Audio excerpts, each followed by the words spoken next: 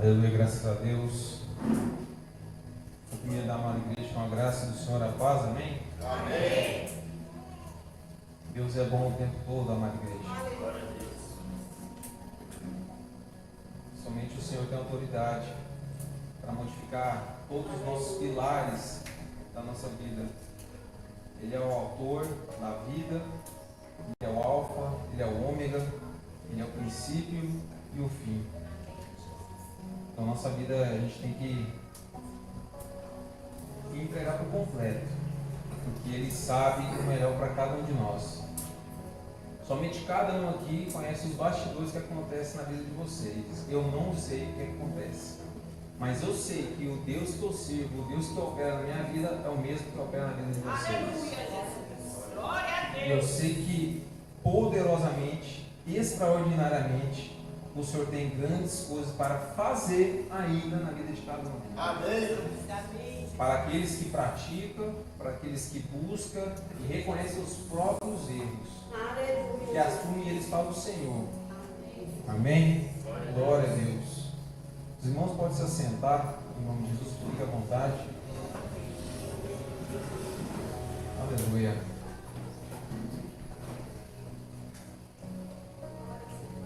Convido a igreja a abrirmos a palavra lá em Gênesis, capítulo 50, verso 20.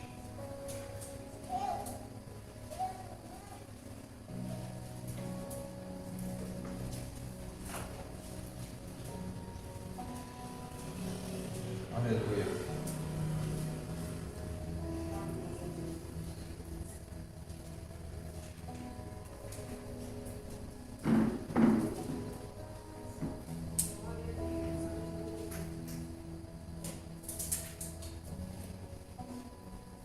Engraçado que esse é o último verso e vamos fechar a ministração, mas eu vou começar com ele. Aleluia, Jesus.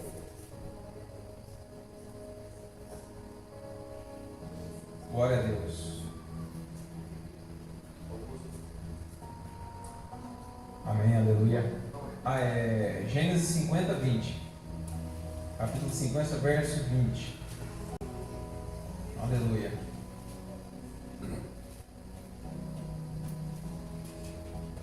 Amém. A palavra do Senhor diz assim: vós bem intentastes mal contra mim, porém Deus o tornou em bem, para fazer como se vê neste dia, para conservar muita gente com vida. Somente aí, pastor. Amém. Vou fazer uma breve introdução desse versículo para os irmãos entenderem.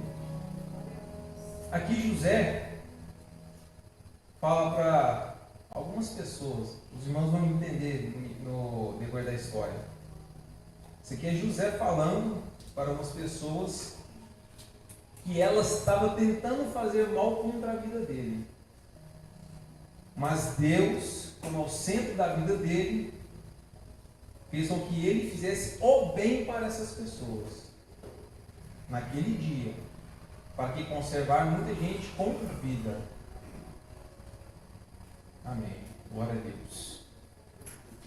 O que eu quero tentar mostrar para a igreja, a partir desse verso em diante,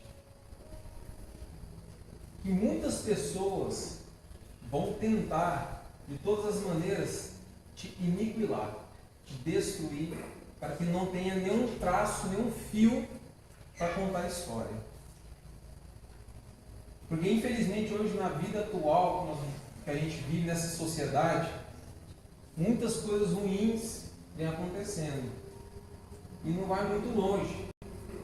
Em nossa vizinhança, nessa cidade do Rio, acontecem muitas coisas que a gente fica assim, de queixo aberto. Como isso é possível?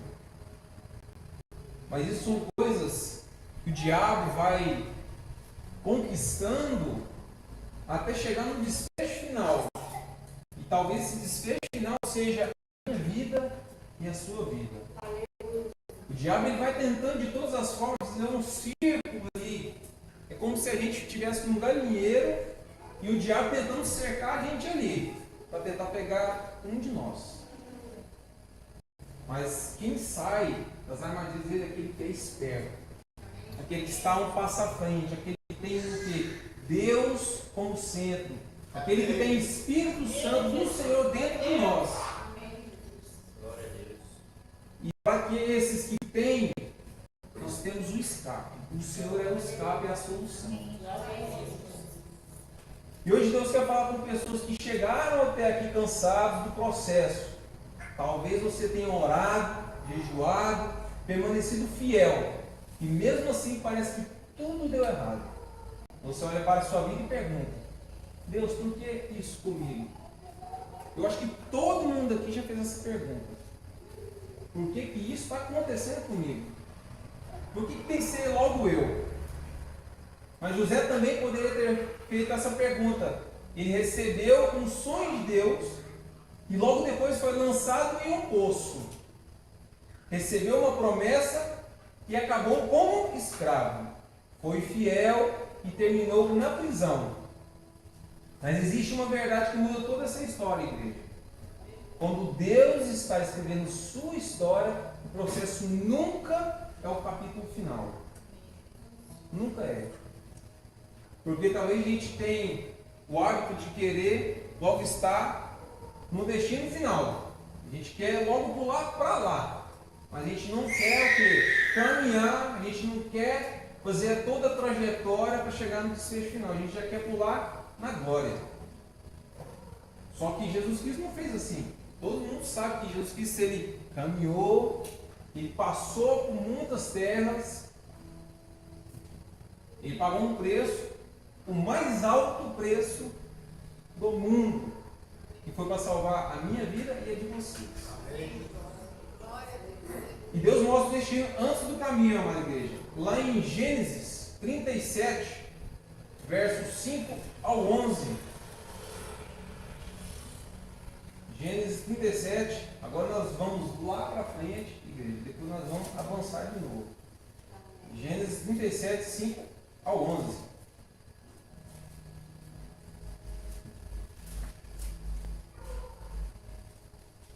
Amém. Sonhou também José um sonho que contou a seus irmãos, por isso o aborreciam ainda mais.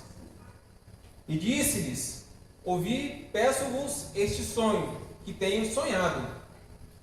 Eis que estávamos atando molhos no meio do campo, e eis que o meu molho se levantava e também ficava em pé, e eis que os vossos molhos o rodeavam e se inclinavam ao meu molho. Então lhe disseram seus irmãos: tu, pois, reinarás sobre nós, tu terás domínio sobre nós. Por isso, tanto mais o aborreciam por seus sonhos e por suas palavras. E o sonhou ainda outro sonho, e o contou a seus irmãos, e disse: eis que ainda sonhei um sonho, e eis que o sol e a lua e 11 estrelas se inclinavam a mim.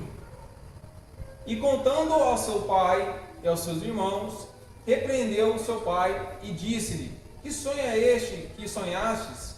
Porventura viremos eu e tua mãe e teus irmãos a inclinar-nos perante a ti em terra? Seus irmãos, pois, o invejavam. Seu pai, porém, guardava este negócio no seu coração. Aleluia. Então, como todos aqui viram no verso, José ele tinha um dom, que era de interpretar sonhos. Deus vinha, mostrava a ele, e ele tinha o dom de interpretá-los a que o Senhor ordenava ele fazer. E José recebeu sonhos que apontavam para o futuro de liderança. Isso era apenas um dos sonhos que José fazia. Ou seja, para um futuro de liderança, antes do governo veio o sonho. Antes da honra veio a promessa. Deus costumava revelar o destino antes de revelar o caminho, como eu falei antes. A gente tem o costume de querer chegar logo no destino Mas antes o Senhor ele vai revelar o que? Antes o caminho que devemos percorrer. Não adianta nada a gente se esforçar para tentar chegar logo no destino final, se antes a gente o quê? Não preparar a nossa bagagem para se precaver daquilo que pode acontecer no meio do caminho. E na nossa vida não é diferente. É baseado nisso que a gente faz a nossa vida, né, nosso cronograma dia após dia. Se a gente tem que ir para o trabalho, eu tenho que vestir um uniforme, eu tenho que preparar, eu tenho que tomar um café, eu tenho que preparar minha mochila, eu tenho que preparar muita coisa para eu poder ir. Eu tenho que pegar o carro, tenho que ir no trânsito, tenho que olhar a rotatória, eu tenho que olhar o pare, eu tenho que olhar todo mundo que está transitando em volta de mim, até chegar no destino final. Não tem como a gente sair de casa e teletransportar para o destino final. É impossível isso acontecer. Então, por isso que a palavra do Senhor, ela é concreta e ela é clara. Deus costuma revelar o destino antes de revelar o caminho. Mas se Deus mostrasse todo o caminho, o que acontecia? Muitos desistiriam. José não sabia que entre o sonho e o cumprimento existiria o quê? A inveja, a rejeição, a escravidão, falsas acusações e a prisão. José não sabia que ia acontecer isso com ele, não sabia. Mas ele sabia que o Senhor tinha uma promessa na vida dele. Mas ele não sabia que ia passar por tudo isso. E muitos de nós, acontece esse tipo de coisa aqui em vida. Muitos nos rejeitam, muitos nos invejam do que nós somos, do que nós temos. Muitas das vezes as pessoas nos colocam numa posição de escravidão. Pessoas fazem falsas acusações a respeito de nós. Isso é o mais grave. Falsas acusações. E principalmente quando a gente fica preso nas nossas próprias mentiras. Por isso que o Senhor nos traz. A gente não deve fazer isso, mas o Senhor nos orienta e nos mostra que esse tipo de coisa vai acontecer, mas nós temos que dar a volta por cima. Nós devemos avançar e não ficar preso nessas características aqui. E há pessoas frustradas porque imaginavam que a promessa seria rápida, mas Deus não trabalha apenas para realizar sonhos. Ele trabalha para formar pessoas capazes de sustentá-los. Ou seja, Deus ele não trabalha apenas para o quê? Para realizar os sonhos. Mas Ele trabalha para nos preparar para a gente receber aquilo que Ele separou para cada um de nós. Amém. Como por exemplo, vou citar um exemplo clássico da minha vida. Eu e minha esposa, a gente está numa empreita aí, uma construção, e não está fácil não, irmãos. Está cansativo, está árduo, mas o que ele faz? O Senhor ele vai nos capacitando dia após dia para lidar com aquela situação que a gente está passando. E tudo aquilo que a gente planeja, tudo aquilo que a gente coloca no papel, tudo aquilo que a gente projeta para o Senhor, irmãos, nada, absolutamente nada, nenhum homem, nenhum diabo tem poder para destruir os sonhos de cada um de nós. O Senhor, Ele vai se encarregar de destruir tudo aquilo que estão tramando contra cada um de nós. A gente só tem que fazer o nosso papel de servos, servir a casa de Deus, servir ao Senhor e servir ao próximo. Como o Senhor nos ensina, primeiro, amar a Deus sobre todas as coisas, e em segundo, amar o próximo como a nós mesmos. Se você se ama, com essa mesma intensidade, você deve amar o que está do lado ao seu lado. E muitas vezes isso não é fácil, é complicado. É um desafio tanto para cada um de nós. Eu falo isso até para mim mesmo, também. Mas eu sei que, se eu não fizer, o Senhor vai me cobrar. E às vezes Ele pode cobrar da pior maneira possível. Porque todo mundo sabe que é melhor você sofrer em vida aqui do que a mão do Senhor pesar sobre nós. Que a mão do Senhor, a gente não mensura a força dela. A gente não tem noção. Amém? O sonho revela onde Deus quer te levar. O processo revela quem você precisa se tornar. Ou seja, o sonho revela onde Deus quer te levar. Muitos de nós aqui, aconteceu isso já comigo também, às vezes a gente sonhar com aquilo que a gente almeja. Eu acredito que assim, né, o pessoal que é mais de idade, né, a criançada, né, ainda não, talvez não tenha essa experiência, né, porque ainda está descobrindo a vida ainda. Mas nós que somos adultos, já de maiores, já traçamos objetivos, a gente já sonhou com aquilo que Deus já nos revelou. Mas às vezes a gente acorda no dia seguinte e a gente para pensar, será que isso é real? Será que isso que foi Deus que colocou no meu coração? A gente se pergunta isso. Mas por isso que eu falo, o sonho revela onde Deus quer te levar. O processo revela quem você precisa se tornar. Ou seja, o processo, a caminhada, ela vai te transformar sobre como você precisa se tornar. Você precisa se tornar uma pessoa forte, você precisa se tornar uma pessoa sábia, você precisa se tornar uma pessoa conhecedora da palavra de Deus. Não adianta nada você fazer um esforço se você não tem a verdade, que é a palavra de Deus. Sem as ferramentas, não tem como a gente construir. Se eu preciso construir uma casa, eu preciso do cimento, eu preciso do tijolo, eu preciso da madeira, eu preciso das ferragens. Se nada disso eu tiver, como que eu vou construir minha casa? Como que nós vamos construir nossos sonhos? E eu pergunto à igreja, quem aqui está vivendo um processo? Eu estou vivendo um processo. Não precisa me responder, mas fazem uma autoanálise. Quem aqui está vivendo um processo? E o poço não cancela, amada igreja, a promessa de Deus. Lá em Gênesis 37, verso 23 ao 28, Gênesis 37, 23 ao 28. Glória a Deus.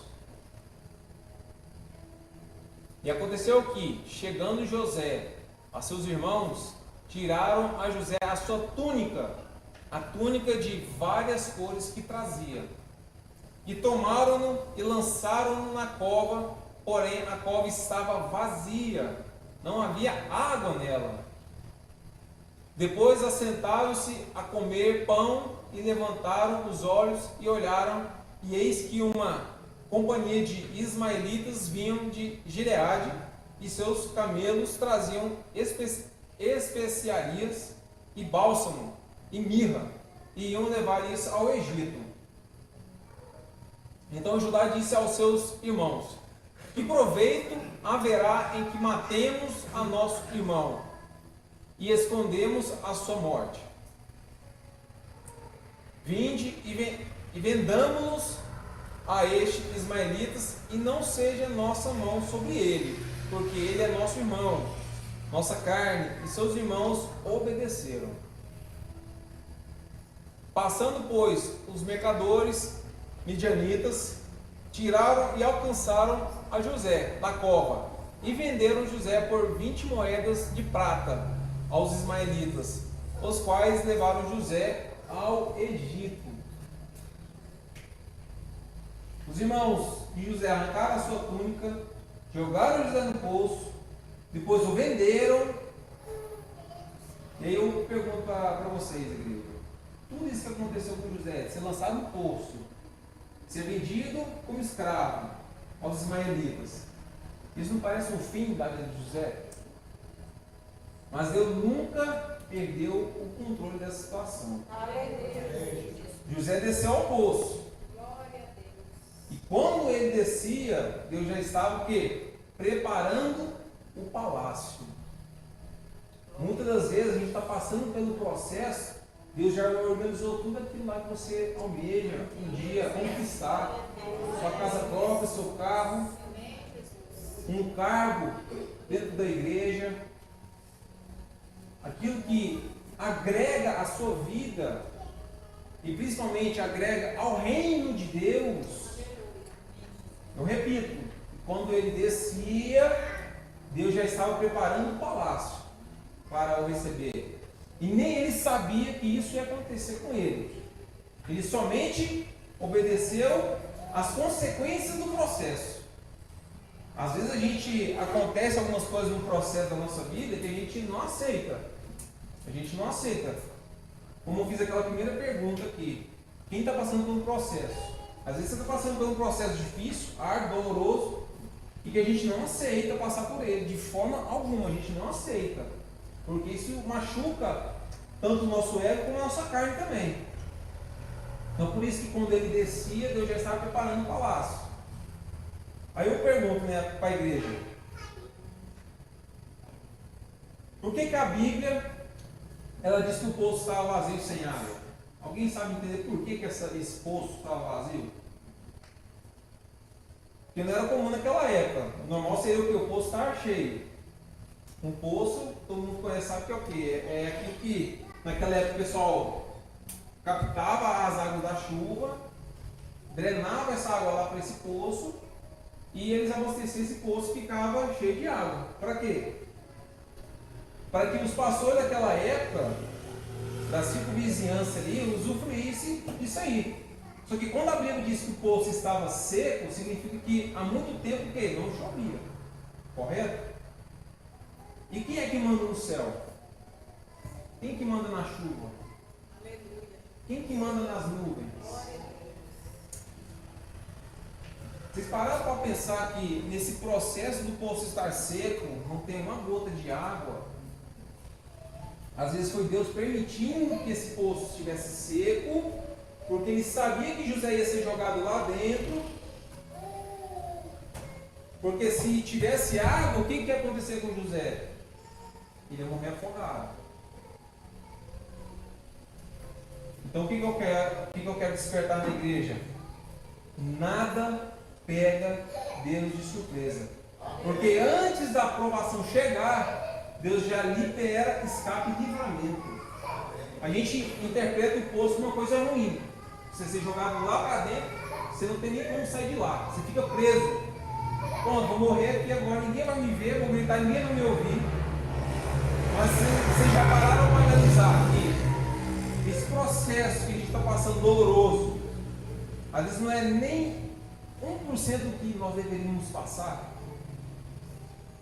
A gente pensa, né, estou aqui no poço, no fundo do poço, que não tem mais nenhuma escapatória. Mas irmãos, uma coisa é certa. Tem aquele velho ditado popular, né? Nada que é tão ruim que não possa piorar. Então o poço, se estivesse com água, o que ia acontecer? José ia morrer afogado. Então o que eu falo? A mão de Deus está nos bastidores te livrando de coisas que você nem sabe. Então prefira estar no fundo do poço seco do que ele cheio e você morrer afogado. É forte, igreja. É forte. Então quando você pensar que sua vida está ruim, está péssima, ela poderia estar pior. Então a gente tem que fazer essa autoanálise, essa autorreflexão sobre as nossas vidas. Porque tem pessoas que estão na condição pior que nós. E muito piores, muito pior. Hoje aqui eu acredito que todo mundo tem uma casa para morar, tem um teto para proteger da chuva, onde muitos estão indo na rua, debaixo de ponte, passando frio, fome, doenças, não tem condição de ir para um hospital, para um posto de saúde. E aqui a gente tem um carro, tem uma bicicleta, tem uma moto, a gente tem duas pernas para andar, para se mover. Glória a Deus. E muita gente não tem nem as pernas para andar. Tem gente que está no leito de UTI, respirando por aparelhos, em coma, talvez seja um coma eterno, porque quando for desligar os aparelhos, a pessoa pode vir a óbito. Então hoje a gente está aqui, respirando, ouvindo a palavra de Deus, as instruções do Senhor, que a mais igreja disse aqui, pegou lá em casa, lá, como se diz assim, um ditado popular, tomei soco na cara ouvindo essa palavra de Deus. Porque ela veio de encontro para mim primeiro. Para eu poder transmitir para a igreja. E é tudo debaixo de oração. Amém. Oração, persistência. Amém? Amém. E existem pessoas aqui que foram lançadas no poço. Um dia ou outro, eu fui lançado, vocês foram lançados no dia. Saibamos o que? Interpretar aquilo que está acontecendo com nós. E o que seria posto assim, aplicando na nossa vida? Desemprego, uma enfermidade, traição, abandono, crise financeira e decepções. Tudo isso aqui é um poço da nossa vida. Antigamente era geográfico, né? O José foi lançado no poço, só que hoje ninguém é lançado no poço. Hoje, essas dores, né, os poços das nossas vidas é o que? Desemprego, enfermidade, traição, abandono, crise financeira.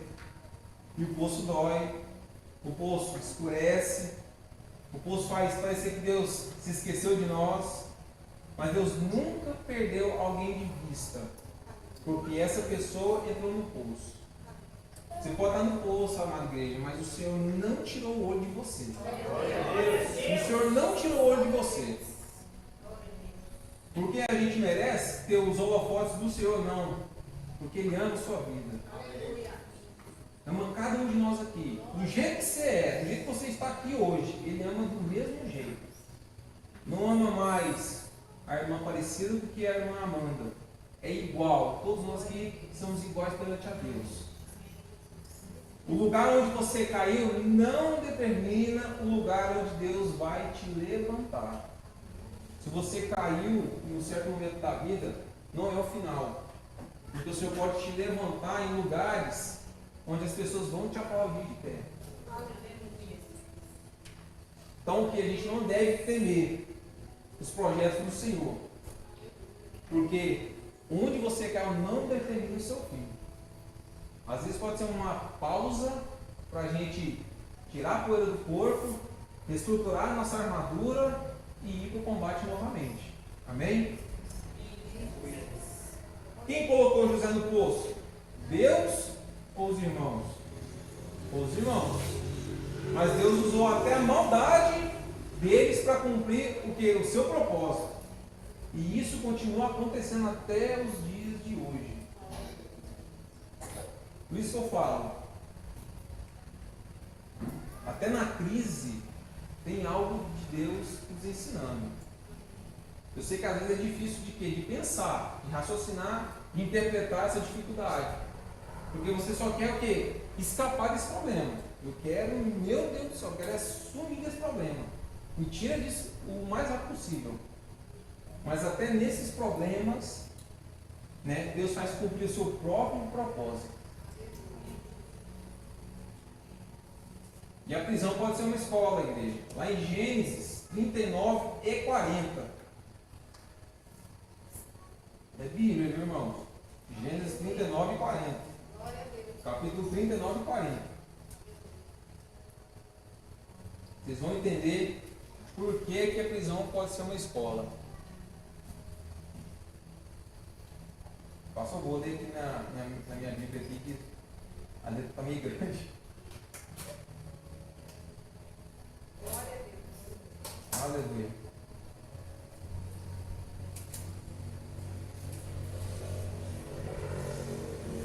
Só um minutinho na igreja. 39 e 40.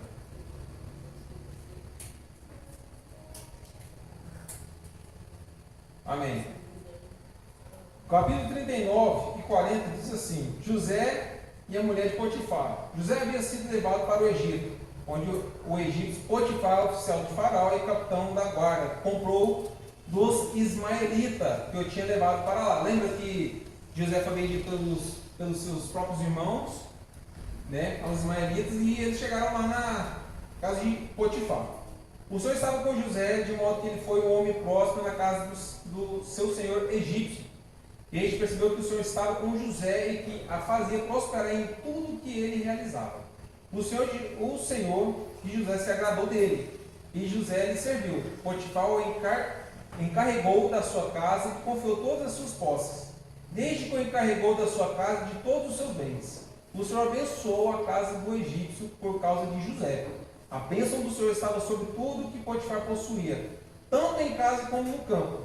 Assim deixou aos cuidados de José tudo o que tinha e não se preocupava com coisa alguma, exceto com a própria comida. José era atraente, de boa aparência. Depois de certo tempo, a mulher do seu senhor começou a olhar para ele com desejo e o convidou: deite-se comigo. Ele, porém, recusou e lhe disse: o meu senhor não se preocupa com coisa alguma da sua casa e deixou tudo o que tem aos meus cuidados. Não há ninguém nessa casa maior do que eu. Ele nada me negou, a não ser a senhora, porque é a mulher dele. Como poderia eu, então, cometer algo tão perverso e pecar contra Deus? Assim, embora ele insistisse com José dia após dia, e ele se recusava a deitar-se com ela e evitava ficar perto dela. Certo dia ele entrou na casa para fazer as suas tarefas e nenhum dos empregados se encontrava ali. Ela o agarrou pelo manto, dizendo: deite-se comigo. Ele, porém, fugiu da casa, deixando o manto na mão dela. Quando ela viu que, ao fugir, ele tinha deixado o manto na sua mão, chamou os empregados da casa e lhes disse: vejam, este hebreu nos foi trazido para nos insultar. Ele se aproximou para abusar de mim, mas eu gritei. Quando me ouviu gritar por socorro, largou o seu manto ao meu lado e fugiu da casa. Ele conservou o manto consigo até que o senhor de José voltasse para casa. Então repetiu-lhe a história: aquele escravo hebreu que você nos trouxe aproximou-se de mim para me insultar. Quando, porém, gritei por socorro, ele largou o seu manto ao meu lado e fugiu da casa. Quando o senhor de José ouviu o que a sua mulher lhe disse, foi assim que o seu escravo me tratou. Ficou enfurecido, mandou buscar José e lançou-o na prisão em que eram postos os prisioneiros do rei. Enquanto José esteve na prisão, o Senhor estava com ele e o tratou com amor leal, fazendo que o carcereiro se agradasse de José. Por isso o carcereiro o encarregou de todos os que estavam na prisão, e José se tornou responsável por tudo o que lá sucedia. O carcereiro não se preocupava com nada do que estava a cargo de José, porque o Senhor estava com José e o fazia prosperar em tudo que ele realizava. Capítulo 40. Algum tempo depois, o copeiro e o padeiro do rei do Egito ofenderam o seu senhor, o rei do Egito. O faraó irou-se com esses dois oficiais, ou seja, o chefe dos copeiros e o chefe dos padeiros, e mandou prendê-los na casa do capitão da guarda, na prisão em que José estava. O capitão da guarda os deixou aos cuidados de José, que lhe servia. Depois de certo tempo, o copeiro e o padeiro do rei do Egito, que estavam na prisão, tiveram cada um sonho na mesma noite. E cada sonho tinha a sua própria interpretação. Quando José foi vê-los na manhã seguinte, notou que estavam abatidos. Por isso perguntou aos oficiais do faraó, que também estavam presos na casa do seu senhor: por que hoje vocês estão com um semblante triste? Eles responderam: tivemos sonhos, mas não há quem os interprete. José lhes disse: por acaso as interpretações não pertencem a Deus? Conte-me os sonhos. Então o chefe dos copeiros contou o seu sonho a José: no meu sonho vi diante de mim uma videira com 3 ramos. Ao brotar, a videira floresceu, e os seus cachos davam uvas maduras. A taça do faraó estava na minha mão. Peguei as uvas e os espremi na taça do faraó e as entreguei nas suas mãos. José lhes disse: esta é a interpretação. Os 3 ramos são 3 dias. Dentro dos 3 dias, o faraó vai exaltá-lo e restaurá-lo à sua posição. E você servirá a taça na mão dele, como costumava fazer quando era o seu copeiro. Quando tudo estiver indo bem com você, lembre-se de mim e seja bondoso comigo. Fale de mim ao faraó e tire-me desta prisão, pois fui trazido à força da terra dos hebreus. E também aqui nada fiz para ser jogado neste calabouço. Ouvindo o chefe dos padeiros essa interpretação favorável, disse a José: eu também tive um sonho. Sobre a minha cabeça havia 3 cestas de pão branco. Na cesta de cima havia todo tipo de pães e doces que o faraó aprecia, mas as aves vinham comer da cesta que eu trazia na cabeça. Então José disse: esta é a interpretação. As 3 cestas são 3 dias. Dentro de 3 dias o faraó vai decapitá-lo e pendurá-lo em uma árvore, e as aves comerão a sua carne. 3 dias depois era o aniversário do faraó, e ele ofereceu um banquete a todos os seus oficiais. Na presença deles, representou o chefe dos copeiros e o chefe dos padeiros. Restaurou o chefe dos copeiros a sua posição, de modo que ele voltou a ser aquele que servia a taça do faraó, mas mandou enforcar o chefe dos padeiros, como José lhes disseram na sua interpretação. O chefe dos copeiros, porém, não se lembrou de José, ao contrário, esqueceu dele. Glória a Deus. Aleluia. Glória a Deus. Amém.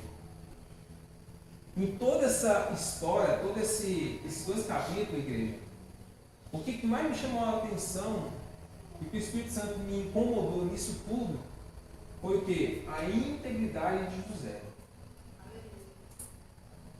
Ele poderia muito bem tentar usurpar de todos eles aqui para sobressair e ele ser liberto. Mas ele foi sincero naquilo que Deus revelou através dos sonhos. 3 dias de bonança e 3 dias de destruição. Recusou a pecar e mesmo assim ele foi o quê? Foi preso. Ele falou a verdade. Muitos acreditam que fidelidade elimina problemas. José prova exatamente o contrário, igreja. A fidelidade não impede o quê? O processo. Ela garante que Deus estará conosco durante o processo. Na prisão, José reclamou, serviu, interpretou sonhos e continuou sendo o quê? Útil. O que eu quero trazer para a igreja sobre essa reflexão dessa prisão de José? Muitas vezes a gente o que? Espera o momento exato para agir. Só que a Bíblia nos traz o quê? Que mesmo José na prisão, ele exercia o seu chamado. Mesmo numa terra, num local, numa prisão. Eu acredito aqui que alguns aqui conhecem o que é um cárcere. Alguns aqui, não todos. Mas é um local que eu não desejo para ninguém. Porque eu já fui militar, igreja, e eu fiz na época que eu era militar, fiz uma operação lá no DEPEN, lá em Brasília, nos presídios lá do órgão federal, e lá eu pude ter a oportunidade de entrar e saber como que é a estrutura deles lá. Porque a gente foi fazer uma operação lá de 2 semanas. E eu pude ver como que é um cárcere. E eu vou falar um negócio para você. Se não for, é o pior lugar para um ser humano estar. Porque você é fechado em 4 paredes, você só tem uma portinha, que quase não dá para passar a ventilação direito, uma janelinha, quando se tem janelinha, quando os outros não tem, e só. A pessoa deita num negócio de concreto, tem só um colchãozinho, um colchonete, a água não é quente, ela é fria, então todas as questões insalubres, precárias, para uma pessoa, para um ser humano ficar. E José, estando num cárcere, eu acredito que naquela época era pior do que é hoje. Eu acredito que na época de José não tinha nada disso que eu falei. Era só um quadrado e ponto. Penso eu que era dessa forma. E tem gente esperando sair da prisão para o quê? Para servir, foi o que eu falei.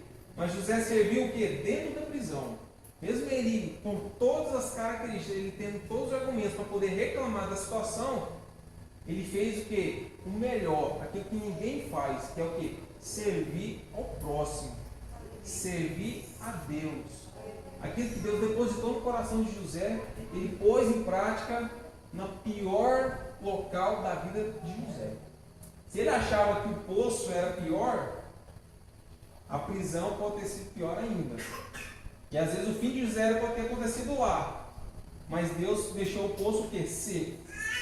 Então, para vocês verem que o processo da nossa vida, às vezes a gente sai de uma batalha e já vem outra, e a gente já quer pedir arrego, já quer pedir, não, Senhor, não dou conta, desisto.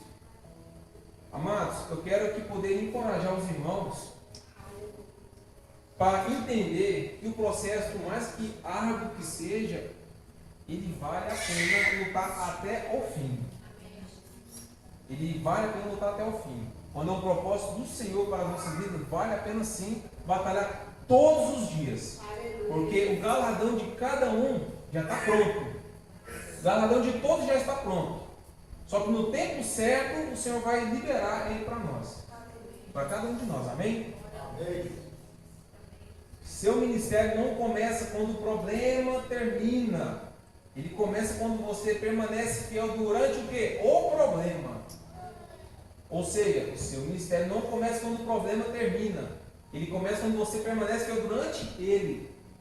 Então o Senhor, às vezes ele não quer saber como você vai estar no fim do processo. Ele quer saber como que você vai se comportar durante esse processo. É nesse momento que o Senhor faz uma análise de nós. Não é lá no desfecho final, não. É no processo. Eu quero ver agora, meu filho, o que ele vai fazer agora nesse obstáculo aqui agora. O Senhor está analisando, igreja. Não fica nada despercebido aos olhos do Senhor. Ele é onipresente, onisciente, onipotente. Ele está em todos os lugares. E ele é detentor de todo o poder do universo. Então tudo pode acontecer em nossas vidas. Tudo. Amém? E por tudo isso, claro, é chegado o quê? O dia da promoção. Amém? Lá em Gênesis capítulo 41. Glória a Deus.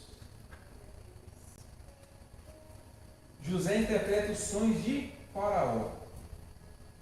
2 anos depois, o faraó, presta atenção, 2 anos depois, o faraó teve um sonho. Se o capítulo começa, igreja, 2 anos depois, quer dizer o quê? Que José já estava quantos anos na prisão? 2 anos. Você imagina ficar 2 anos preso no cárcere. Então 2 anos depois, o faraó teve um sonho. Ele estava em pé junto ao rio Nilo, quando saíram do rio 7 vacas belas e gordas, que começaram a passar entre os juncos. Depois saíram do rio mais 7 vacas, feias e magras, que foram para junto das outras à beira do Nilo. Então as vacas feias e magras comeram as 7 vacas belas e gordas. Nisso o faraó acordou, tornou a adormecer e teve outro sonho. 7 espigas de cereal, graúdas e boas, cresciam do mesmo talo. Depois delas brotaram outras 7 espigas, mirradas e ressequidas pelo vento leste. As espigas minhas engoliram as 7 espigas graúdas e cheias. Então o faraó acordou, era um sonho. Pela manhã, perturbado, mandou chamar todos os magos e sábios do Egito e lhes contou os sonhos, mas nenhum deles foi capaz de interpretá-los. Então o chefe dos copeiros disse ao faraó: hoje me dou conta do erro que cometi. Certa vez, o faraó ficou irado com 2 dos seus servos e mandou prender-me com o chefe dos padeiros, na casa do capitão da guarda. Uma noite, cada um de nós teve um sonho, e cada sonho tinha uma interpretação. Havia lá conosco um jovem hebreu, servo do capitão da guarda. Contamos a ele os nossos sonhos, e ele os interpretou, dando a cada um de nós a interpretação do seu próprio sonho. Tudo aconteceu exatamente como a interpretação que ele nos deu. Eu fui restaurado à minha posição e o outro foi enforcado. O faraó mandou chamar José, que foi trazido depressa do calabouço, depois de se barbear e trocar de roupa. Apresentou-se ao faraó. O faraó disse a José: tive um sonho que ninguém consegue interpretar. Ouvi falar que você, ao ouvir um sonho, é capaz de interpretá-lo. José lhe respondeu: longe de mim, é Deus quem dará ao faraó uma resposta favorável. Igreja, longe de quem? Dele mesmo. E logo em seguida, é Deus quem dará ao faraó uma resposta favorável. Não é a resposta de José, não é a carne dele que está respondendo, é o Espírito Santo de Deus sobre a vida de José. Então é a resposta de nós, amada igreja, não vem do homem, vem de Deus. A resposta da nossa vida, por tudo que nós fazemos, colocamos ao Senhor, é Deus que dá a resposta.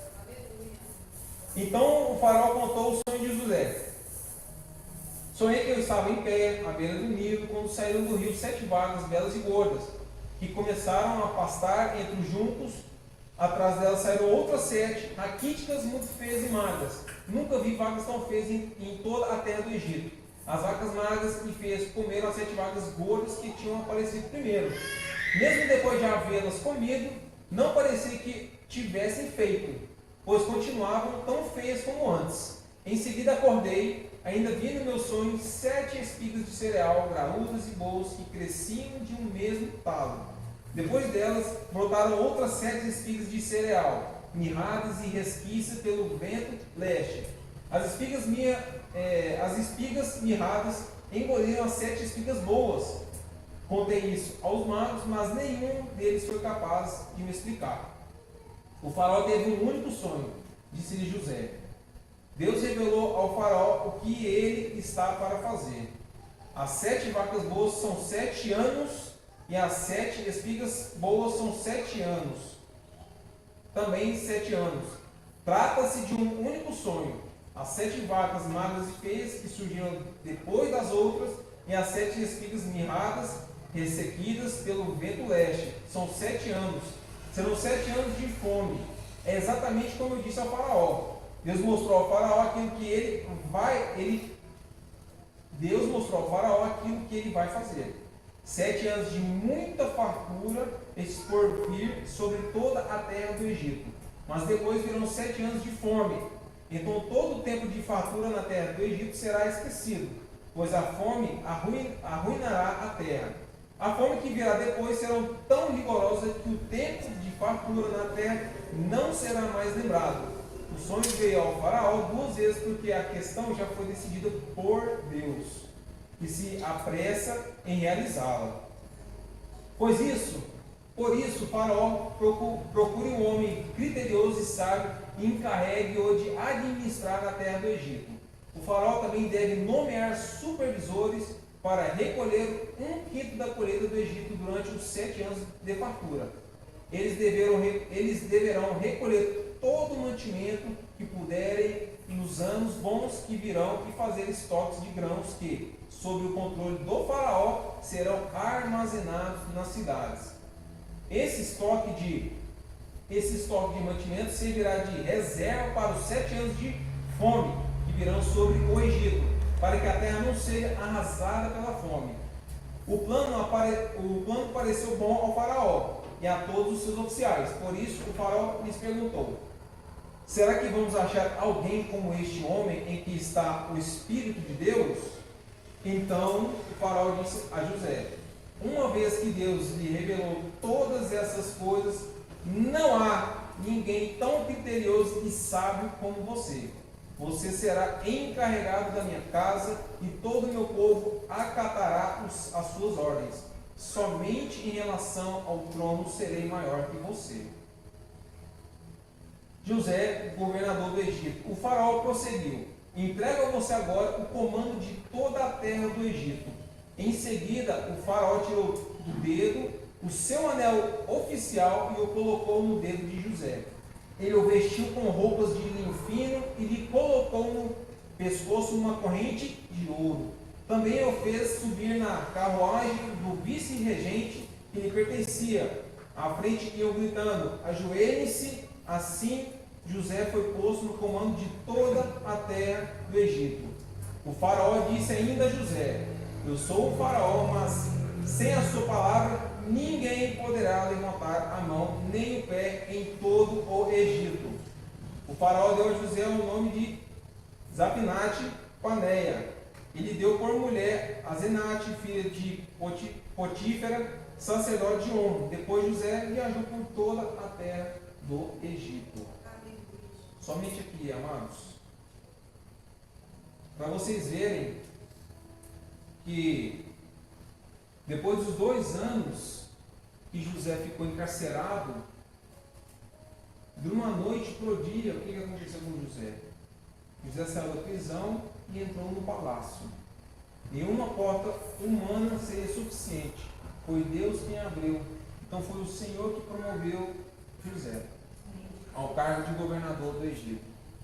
Então, para vocês entenderem que tudo para Deus, nada é impossível. Nada é impossível. Um dia, ontem, talvez a gente estava encarcerado, mas hoje a gente está numa posição de honra. E não é para engrandecer o homem, a carne, e sim a Deus. Porque através do Senhor, através de Deus, Ele sabe todas as coisas sobre a nossa vida. Então, se nós queremos algo do Senhor, se a gente quer algo dele, mesmo a gente não merecendo absolutamente nada, o Senhor ainda, por amor e graça e misericórdia de cada um de nós, Ele nos abençoa, Ele derrama, Ele transforma, Ele cura, Ele dita a rota em qual nós vamos caminhar. E por isso nós devemos que entregar a nossa vida ao Senhor, porque foi Deus quem abriu. A promoção de Deus não depende de influência, depende do tempo certo. Talvez você esteja dizendo, né, você deve estar falando assim, irmão Augusto, faz anos que espero a bonança de Deus, o galardão do Senhor derramar sobre minha vida. Quando isso vai acontecer? Isso vai depender não só de mim, mas vai depender de vocês mesmos. Cada um de nós carrega o peso, o fardo, a mochila que está logo atrás aí, ó. Cada um carrega o peso que consegue suportar. O Senhor, Ele sabe disso. Ele sabe quando você pode, até quando ir com esse peso. E cada etapa que a gente vai avançando, a gente vai caminhando, e a gente vai concluindo, um pezinho vai ficando para trás, porque a gente concluiu a etapa. Por isso o Senhor nos abençoa, nos fortalece e nos reestrutura a nossa armadura. Porque um dia após o outro, eu falo que a vida cristã é uma guerra um dia após o outro.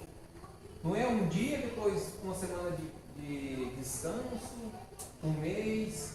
Irmão, a vida do cristão todo dia é uma guerra. Todo dia a gente mata um leão por dia. Amém? Amém.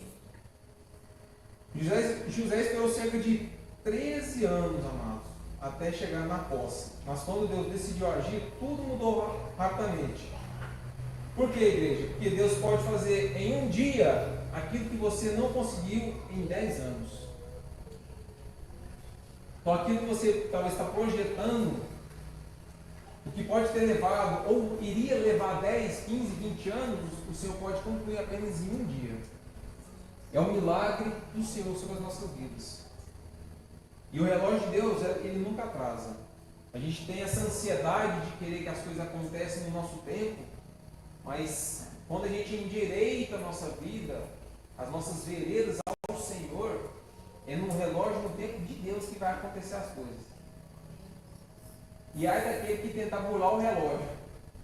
Às vezes o Senhor pode até atrasar mais ainda para receber. Então nós devemos confiar o quê? No tempo do Senhor, no relógio de Deus. E quem entende o propósito consegue perdoar. Foi o que aconteceu lá em Gênesis capítulo 50, verso 20.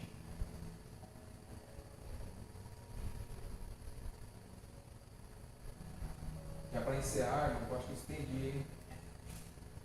Perdoa, pastor, pastora, os irmãos. Glória a Deus. Para encerrar aquilo que a gente falou no início.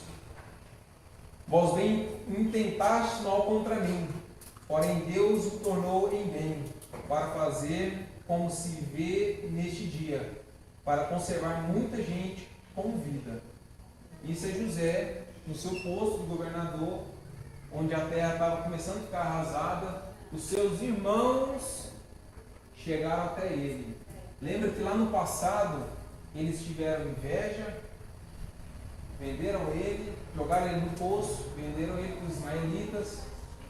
José foi jogado na cela, no cárcere. E ele tinha todos os argumentos, toda a situação para poder o quê? Punir os próprios irmãos. Porque ele dominava aquela terra, ele só não podia mandar um faraó. Abaixo do faraó ele podia fazer tudo o que ele quisesse. Mas o que ele fez e falou para os irmãos? Vos bem tentastes mal contra mim. Ele reconheceu que os irmãos fez mal para ele. Ele soube disso. Porém Deus o tornou em bem. Ou seja, Deus pediu para que José fizesse o bem para os irmãos e não o mal como eles fizeram com ele no passado. E o que isso aplica hoje para nós? A gente não deve pagar o preço com os irmãos a mesma moeda. A gente deve tratar eles superiores a nós, como a Bíblia nos ensina. E a gente deve respeitar uns aos outros. E quando José nos ensina, por mais que a pessoa faça mal para você, mostre para ela ao contrário, que você é melhor do que a própria situação. Que você ame a pessoa, que você demonstre a ela que você tem compaixão. Porque às vezes, amada igreja, a pessoa ela age não por forma que ela queira que ela agisse, mas às vezes ela pode ter o quê?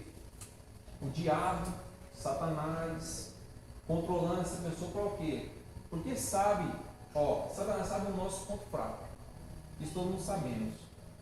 Só que a gente não pode dar o quê? A brecha para ele entrar. E o que ele fez, José? José estava bem, estava alinhado com Deus, ele estava em um posto de governador, ele simplesmente tratou com seus próprios inimigos, que eram da sua família, com amor. Ele demonstrou diferente. Amém? Glória a Deus. E para a gente encerrar, igreja, aleluia. Para a gente encerrar, igreja, eu quero falar aqui para a igreja que José passou pelo poço, passou pela escravidão, passou pela prisão, mas nenhuma dessas fases foi capaz de impedir aquilo que Deus havia determinado. O sonho de José não morreu, porque o sonho não dependia das circunstâncias, dependia apenas de Deus. Talvez você tenha chegado hoje dizendo, minha história acabou, mas Deus manda dizer a cada um de nós, ainda estou escrevendo a sua história. Então não tem um ponto final agora. Deus pegou esse ponto final e jogou ele lá para frente, porque ele ainda está escrevendo a sua história. Você pode estar passando por um processo doloroso, mas ainda Deus está escrevendo a sua história. Basta você crer, basta você ter fé e ser fiel a Ele, que no mais o Senhor Ele fará. Amém? Hoje o Espírito Santo nos lembra que o Deus de José continua sendo o mesmo. Ele continua transformando lágrimas em testemunhos, Ele continua abrindo portas impossíveis, Ele continua levantando pessoas improváveis e Ele continua escrevendo histórias que terminam em glória. Hoje, entrega novamente os seus sonhos ao Senhor, amado. Confia, deposita toda a sua energia, tudo aquilo ao Senhor, porque no mais Ele vai fazer. Por isso, não desconfia da história que o Senhor tem para cada um de nós. Não desconfie, apenas confie. Vai avante do processo. Não desvia, não desvia a rota. Mas se às vezes a gente desviar, a gente tem que recalcular essa rota novamente para voltar para a trajetória de Deus. Porque eu sei que Deus tem grande bonança para cada um de nós. Amém? Vamos ficar de pé, vamos orar a Deus.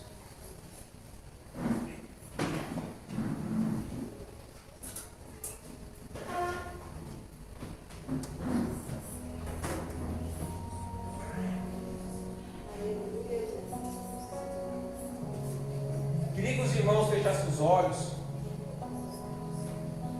meditassem nessa palavra e coloquem o seu processo na frente do Senhor. Mostre a Ele o que você está precisando, o que você está passando, o que você está precisando. Porque eu não sei, amada igreja, o que cada um que precisa, o que passa. Mas eu creio que Deus, pela tua graça, misericórdia e amor por cada um de nós, Ele sabe exatamente o que cada um de nós precisa. Poderoso Deus, amado Pai, em nome de Jesus, nós colocamos para os nossos sonhos, nossos projetos que a gente engavetou, Pai, ao Senhor, aos pés do Senhor. Se for da vontade do Senhor, Pai, isso vai concretizar, isso vai acontecer. Porque sabemos que a vontade do Senhor ela é boa, perfeita e agradável. Eu quero aqui, Pai, em nome de Jesus, Pai, declarar sobre essa casa, Pai, sobre essa igreja, sobre a vida de cada irmão que está aqui, Pai, presente. Que a poderosa mão do Senhor, Pai, esteja sobre cada um, abençoando, guardando, livrando, iluminando os nossos passos. E que nós possamos, meu Deus, em nome de Jesus, Pai, ser instrumentos do Senhor. Que a gente possamos ser apenas vaso na mão do oleiro, porque Ele sabe a forma correta de cada um. Ele sabe a forma que cada um tem que ter. E as coisas limitantes que os olhos humanos, Pai, às vezes nos impede de enxergar aquilo que o Senhor determinou, Pai, nos faça enxergar novamente, meu Deus. Toda trava que está aos nossos olhos seja retirado, Pai. Em nome de Jesus, Pai, tudo aquilo que está impedindo, Pai, de alcançarmos as bênçãos dos céus. Há vidas aqui perecendo, Pai. Há vidas aqui necessitando, Pai, um milagre do Senhor. Eu quero declarar, Pai, ministrar sobre esta vida, Pai, que a bênção, o tempo novo do Senhor, Pai, vai acontecer. Que o Senhor possa estar guardando as famílias, os lares, a casa de cada um, Pai, o trabalho, a faculdade, a escola, onde quer que nós fomos, Pai, onde quer que nós pisarmos, Deus, seja transformado. As pessoas sejam tocadas. As pessoas sejam, meu Deus, em nome de Jesus, reconhecidas que há o Espírito Santo, há Jesus na nossa imagem, Pai. Porque nós somos imagem e semelhança de Cristo, Pai. E por isso, meu Deus, nós te rendemos graça. Todo louvor, toda adoração, Pai, toda majestade é somente do nosso Senhor Jesus Cristo. Por isso eu quero aqui declarar e selar, Pai, sobre essa casa, Pai, de oração, Pai, sobre esta igreja, o Brasil para Cristo, Pai, que as bênçãos, Pai, e a poderosa mão do Senhor, Pai, esteja nos guardando, Pai, que nós estamos aqui, Pai, no mesmo barco, Pai, remando para o destino final, que era a glória celestial, ao lado do nosso Pai, meu Deus. Em nome de Jesus, Pai, em nome de Jesus, eu agradeço a minha rica oportunidade, Pai, em nome de Jesus, amém. Obrigado, irmãos, pela oportunidade. Que Deus possa estar no controle da situação de todo mundo. Amém. Graças a Deus. Amém, Jesus. Vamos para casa em nome de Jesus, né? Nós já fomos confrontados pela palavra de Deus, agora cabe a nós, né, colocar em prática as nossas vidas, amém?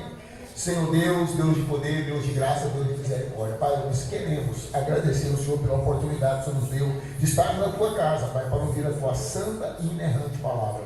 Pai, eu quero te pedir em nome do Senhor, Pai, em nome do Senhor Jesus, nos capacita, Pai, a colocar em prática, Pai. Pai, que nós não venhamos a ser só ouvintes da palavra do Senhor, mas sim praticantes, Pai. Pai, eu quero que o Senhor nos incentive, Pai, a praticar a palavra do Senhor. Eu quero que o Senhor nos condicione, para que nós possamos, Pai, ser cada vez mais fiel ao Senhor. Pai, eu te peço em nome do Senhor Jesus, Pai, cada lar aqui representado, cada família aqui representada, seja agora alcançada pelo Senhor. Pai, aqueles que não puderam estar aqui, que só vai de encontro, Pai, a vida de cada um deles, Pai. Eu te peço em nome de Jesus, Papai querido, da mesma forma que o Senhor nos trouxe em segurança até aqui, nos leve em segurança para os nossos lares, nos dê uma noite tranquila, uma noite de revigoramento, e que a misericórdia do Senhor venha se renovar em nossas vidas, até que o nosso Senhor Jesus Cristo volte. Nós te pedimos, ó Pai, em nome de Jesus, em nome de Jesus, em nome de Jesus, que o amor de Deus, a graça do nosso Senhor e Salvador Jesus Cristo, a comunhão e as nossas consolação do Espírito Santo do Senhor repouse sobre nossas vidas, sobre o nosso lar, sobre a nossa família, não somente hoje, mas para todo sempre. Quando creem, digam amém. O curso é encerrado em nome de Jesus.